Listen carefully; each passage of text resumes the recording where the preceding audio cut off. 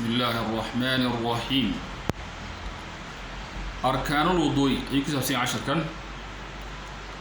أركان الوضوء وحويا ويسدا أركانتي أما pillars of ablution. أفصلوا يقانو وغدا الله اسمع له كردويهن. معنيه وحلوت شذا qaybo weysada kamida oo hadii laga tago weysadu aanay jireen kuwaas waxa loo yaqaanaa arkaanul wudu. su'aal ma arkaanul wudu arkaanta weysadu maxay tahay? aljawaab arkaanul wudu sittatun. horta marka hore tirada lagu sheego waa 6 baa lagu wahiya waxaanay 6 soo socota. ka koobaad qasl alwajhi ma'a almadmadati wal istinshaq. wajiga qofku meedho xagga sare waxa weeyaan fooda halka loo yaqaan timu ku joogaan balaciisuna waa labada dhigood ta u dhaxaysa iyo fooda sare ee timuhu ka soo halka u sareysa wajiga ee timuhu ku joogaan ilaa ay lafta garka. qofkii gar lehina faraha ayuu dhex gelinaya garkiisa si biyuhu gaaraan jidhka caadiga ah u gaaraan. hay'ala waxa dhici karta hadii kale in maartay uu timaha suka celiyaan biyuhu gaaraan jidhka loogu talagalay in la meedho.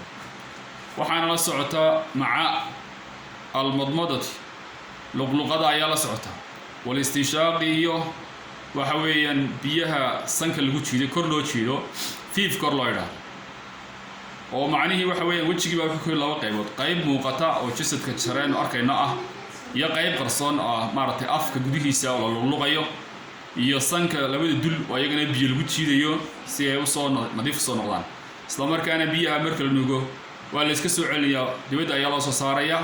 qofkuna wuxuu isticmaalaya iska soo celinta biyaha gacantiisa biyaha ayuu isticmaalaya. qodobka labaad waa qasl al-yadayn ma'a al-mirfaqayn. labada gacmood in la meedho ilaa iyo suxullada laga gaaro. marka suxullada ayaa biyo la gaarsiinaya. suxullada waa in ku jira inta la meedhayo. yadkana imika waxa looga jeedaa gacmaha looga jeedaa faraha hore laga faraxsho maaha. waxa looga jeedaa gacanta dhudhunka iyo ilaa dhudhunka looga jeedaa inta hore. suxulkana waa la raacinaya suxulkana waa la meedhaya. masxu ra'si ma'a al-udhunayn. inuu qofku madaxiisa masaxo biyo ku masaxo isagoo labada dhigoodna ay la socdaan. markuu dhegaha masaxo markuu madaxa masaxdo ayaa wuxuu sameeyaa labada farihiisa oo qoyan labada farood ee murdisada oo qoyan ayuu dhegaha gelinayaa. isla markaana wuxuu kor ka soo marinayaa suulasha oo qoyan dhegaha xagga u jeeda dibadda ama aan raahday xagga timaha xigta ee dhegaha ayuu soo marinayaa farihiisa oo qoyan. qaslu rijlayni baa ku xiga labada lugood labada adin oo la meedho macal kacbayni ilaa iyo kuraamaha la meedho.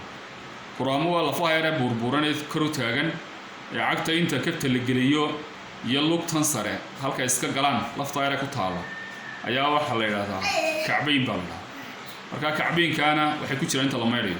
hadduu qofku ka sarreeyo xoogay saro yar dhigana waa fiicantay laakiin inta waajibkii waxa weeyaan lafaha kuraamaha ee buurbuuran ee qofku markuu buurka xiranayo kale buurka ay gaadhaan inuu meedho iyo inta dhulka la dhigay iyo faraha. waxaana xusid mudan in qofku farihiisa uu maartay dhex geliyo faraha is dhex geliyo. مثلا gacmaha meedhayo inuu faraha dhexdooda geliyo lugaha markuu meedhayo faraha dhexdooda geliyo maxaa yeelay hadii kale waxa dhici karta biyuhu inaanay gaadhin meelaha faraha u dhaxaysa maadaama ay yar qarsoon yihiin.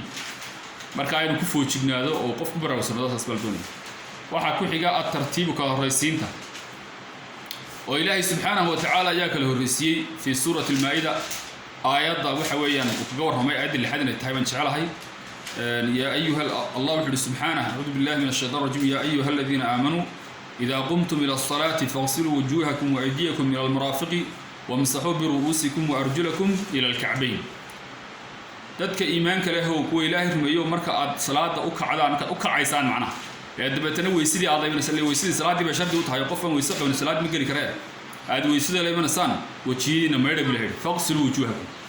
marka halkaas Allah keenay qasl waji وأيديكم كعميهنا ميرا إلى المرافق إلا يسحلنا وامسحوا مسح برؤوسكم مدحين ومسح راسك وأرجلكم كعمي الوهنا ميرا إلى الكعبين.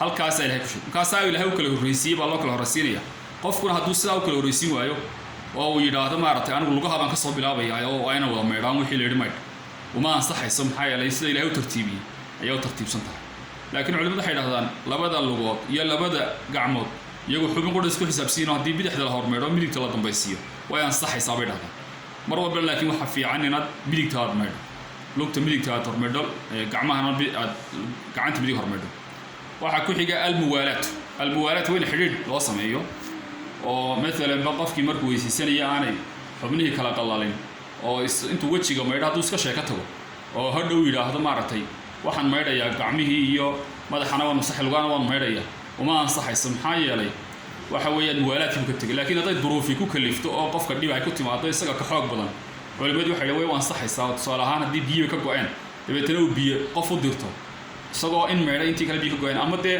dagaal iyo dhibaabo dhaco meeshii uu ka weysay oo la isku laayo uu ka cararayba taasoo kale kuma jirto baa laakiin qofku si xorriyada uma kala jari karo oo waa inaan xubnihii markuu meedhayo xubinta hore markuu tusaale ahaan wajiga markuu meedho wajiga oo qoyan waa inuu gacmaha meedho gacmihi sii qoyan madaxa maso madaxo sii qoyan waa inuu lugihiina uu meedho saasaa la doonayaa marka السلام عليكم ورحمة الله وبركاته